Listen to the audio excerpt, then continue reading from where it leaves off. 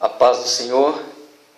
É com alegria que eu recebo mais essa oportunidade de Deus para poder compartilhar um pouquinho da palavra do Senhor para você que está ouvindo e nos vendo possa aprender ou também analisar aquilo que foi deixado escrito na Bíblia pelos profetas, pelos discípulos, pelos escritores de uma maneira geral, cada livro que nos foi dado na Bíblia Sagrada. Eu quero compartilhar um versículo que está em Mateus capítulo 4 e o versículo 17. Diz assim: Desde então começou Jesus a pregar e a dizer: Arrependei-vos, porque é chegado o reino dos céus. Desde então começou Jesus a pregar e a dizer: Arrependei-vos, porque é chegado o reino dos céus. Quando nós lemos este versículo, analisamos aqui que Jesus está dizendo de uma forma bem clara que a sua presença ali entre eles era o reino dos céus. Era um novo reino chegando e que esse reino não seria como todos pensavam. Esse reino não seria em um grande castelo com muitos súditos ou servos e que ele seria o rei.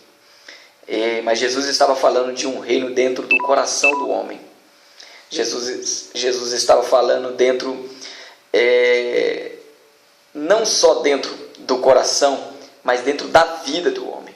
Então todas as coisas que as pessoas estavam ouvindo de Jesus, todas as palavras que as pessoas estavam ouvindo de Jesus, de uma maneira ou de outra, chamavam a atenção pela sabedoria, pela força, pela autoridade e pela presença do Espírito Santo na vida de Jesus. Então, quando Jesus chegou e disse: Arrependei-vos, as pessoas se olharam e disseram: Mas nós não temos que nos arrepender. Quem tem que se arrepender é os romanos que nos oprimem, ou os gentios que não fazem parte dos judeus, mas nós somos aqui a vítima, nós não somos o culpado. Nós precisamos de um rei para nos libertar. Com certeza todos os judeus disseram isso, porque estavam sendo oprimidos pelos romanos e achavam que Jesus seria o libertador de tudo. E quando Jesus ainda fala de reino, eles falam: pronto, agora chegou sim o homem que vai nos libertar, porque nós somos as vítimas. Ou seja, já havia ali uma soberba, um orgulho falando bem forte no coração de cada judeu, de cada pessoa que estava ouvindo Jesus ali, achando que Jesus não estava falando para eles, mas que a justiça ia acontecer para os romanos, e era pelo contrário. Jesus estava falando para o coração de cada um que estava ali, e Jesus falou para o coração de cada um de nós que aqui ainda existe, porque quando Jesus disse que o reino do céu estava chegando, ele estava chegando para aqueles que quisessem o reino dos céus, para aqueles que abrissem o seu coração para o reino dos céus. E quando ele fala arrependei-vos, que as pessoas logo pensam que não são para eles, que seriam para os romanos ou para outro tipo de pessoa, logo se entende aqui que as pessoas já se achavam justificadas. Elas já se achavam prontas para o reino. E é o que acontece ultimamente. Às vezes nós pensamos que nós cristãos somos os santificados, os justificados, os eleitos, e que não erramos, não temos defeito, não somos falhos e que não cometemos pecado. Às vezes fazemos aquilo que é de mais ignorante, aquilo que é de mais medíocre do ser humano, que é o julgamento. Às vezes nós estamos dentro da igreja, mas nós estamos julgando aqueles que estão do nosso lado. Quer ver uma coisa? É a classificação, que nós classificamos muito bem isso. Classificamos pelo menos em duas classes os cristãos. Cristãos que não pecaram e cristãos que já pecaram.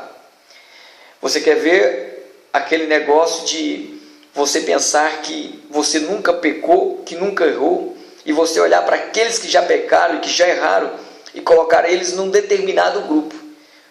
Ou seja, aquele lá não pode partilhar das mesmas coisas que eu. Não tem como Deus usar ele nas mesmas coisas que eu, porque eu não pequei e ele pecou. Já reparou que Todas as vezes que nós olhamos para alguém que já falhou, que já caiu, a gente olha com um olhar assim de pena, achando que aquela pessoa carrega aquilo para o resto da vida. E nós estamos do lado achando que nós somos os cristãos certinhos e existem os cristãos erradinhos. Classificamos em duas categorias, ou seja, os cristãos certinhos são usados. Deus usa, Deus tem promessas, as promessas vão se cumprir, mas os cristãos erradinhos têm que pagar uma penitência aí, tem que sofrer, tem que ralar, quando na verdade Jesus não lembra de nenhum pecado, quando na verdade o amor de Jesus é para com todos igual. Mas nós, como os cristãos, que temos o amor de Deus dentro de nós, que compreendemos a misericórdia de Deus, nós não agimos assim. Nós queremos ver o cristão que errou sofrer, chorar, pagar pelo que fez. Quando na verdade Jesus diz que todas as coisas, todos os pecados seriam perdoados e lançados no mar do esquecimento. Mas nós insistimos em querer levar essa questão adiante.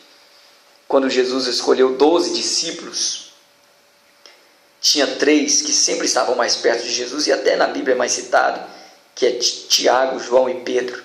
Mas tinha um, Pedro, que o Senhor sempre o falava com mais particularidade. No momento mais difícil da vida de Jesus, no momento mais crucial da vida de Jesus, que era a morte de Jesus, que seria a conclusão do propósito de Jesus aqui na terra, Pedro não estava ao lado de Jesus. Pedro estava negando Jesus. Aí chega um momento em que todos chegam em Pedro e falam assim: olha Pedro, você conhece esse homem, você andava com ele, você faz parte da mesma turma dele. E Pedro estava negando Jesus, e Jesus estava olhando para dentro do coração de Pedro e vendo Pedro negar. Mas quando Jesus morre na cruz, quando Jesus ressuscita e volta a encontrar com os discípulos, logo se nota que Jesus, fazendo uma pergunta, fala assim: cadê Pedro? E os discípulos disseram: olha, Pedro desistiu do evangelho, Pedro não quer mais pregar a tua palavra, Pedro voltou a pescar. Jesus vai atrás de Pedro. Jesus não vai atrás de Pedro para crucificá-lo, para cobrar explicações sobre por que o negou, ou até mesmo para cobrar explicações por que ele estava pescando e não estava fazendo a obra dele. Mas Jesus chega diante de Pedro e fala assim: Pedro, tu me amas? Então apacenta minhas ovelhas. Em nenhum momento Jesus tocou no fato dele negar. Em nenhum momento. Porque erro para Jesus é passado. Pecado para Jesus é passado. O modo de cristão que Jesus estava formando na terra, que ele estava querendo formar em mim, querendo formar em você, não tem nada a ver com ser mais santo que ninguém. O modo em que nós devemos viver o nosso cristianismo, ou seja, ser chamado de cristão, não tem nada a ver com ser melhor, com ser mais santo, ou com ser mais inteligente, ou ter mais conhecimento do que alguém. Às vezes pensamos porque falamos, ou pregamos, ou cantamos, ou até mesmo participamos de alguma coisa na igreja, ou até mesmo alguma coisa importante, achamos que temos mais valor que o irmão que não tem nenhum cargo, o irmão que às vezes não tem sabedoria em palavras. Mas Jesus está olhando para dentro do coração. Jesus está olhando para mim, para você. Ele sabe qual é a forma que eu e você temos decidido pela nossa vida cristã.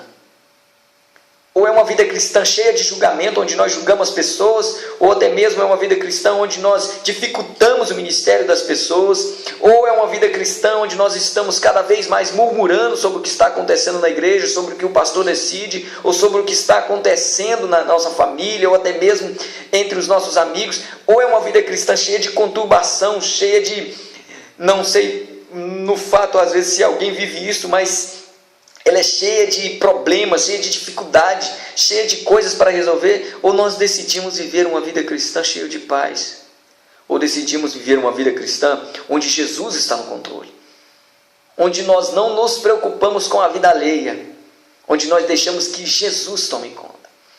Jesus nunca falou que o fato de perdão não tem que haver justiça. Jesus nunca falou isso.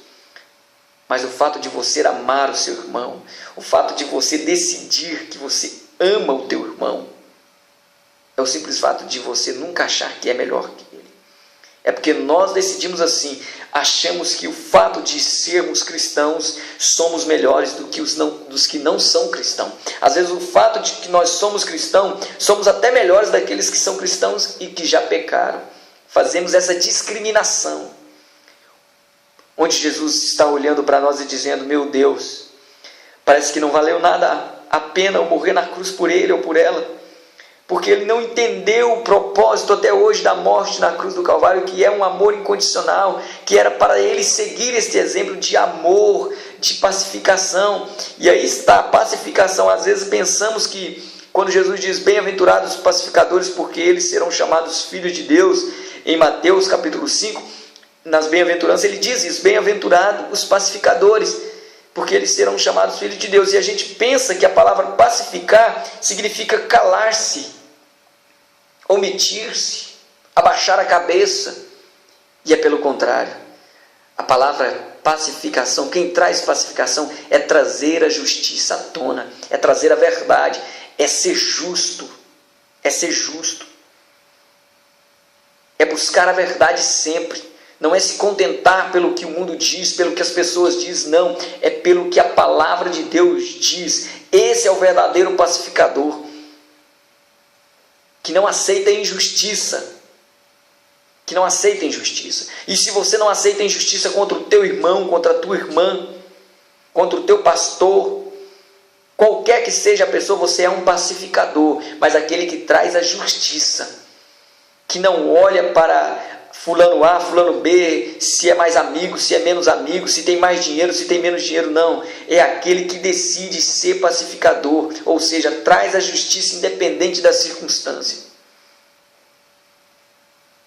Arrependei-vos, porque é chegado o reino dos céus. Cristãos longe de Cristo é a maior decadência que está havendo nos nossos dias. De pessoas que se dizem cristãos, mas que na verdade estão longe de Cristo, fazendo barbaridades, fazendo coisas que desagradam aos olhos de Deus, e cada vez mais vão ficando mais longe. Mas o amor de Deus é tão grande, a misericórdia de Deus é tão grande, que Ele ainda está dizendo nos nossos dias: arrependei-vos, porque é chegado o reino dos céus. Aceite esse reino na tua vida. E com certeza, ser cristão a partir de hoje vai ser uma nova etapa na tua vida. Vai ser como nascer de novo. Às vezes, você é como Nicodemos. Mas como, Senhor Jesus? Como eu poderei voltar para o ventre da minha mãe? Aí você deve estar se perguntando: mas Jesus, eu já sou crente. Jesus, eu já faço isso na tua casa. Como ser diferente? O que eu tenho que voltar? Comece a buscar de Deus os ensinamentos. Davi, dizendo para o seu filho Salomão, em Provérbios, dizia: a vida de um justo é como o romper da aurora, que vai brilhando, brilhando, até se tornar dia perfeito. Não nos transformamos do dia para a noite. Não mudamos do dia para a noite. Até porque nós somos seres humanos cheios de falhas, cheios de erros. Mas todas as vezes que nós aceitamos o ensinamento de Jesus e abrimos os nossos ouvidos para ouvir o que o Espírito Santo está nos dizendo, nós estamos brilhando um pouquinho mais. E um dia, com Jesus na glória, vamos nos tornar dia perfeito. Que o Senhor continue te abençoando. Que essa palavra remoa no teu coração, na tua mente. Que nós possamos ser melhores cristãos a partir de hoje, bem perto de Cristo.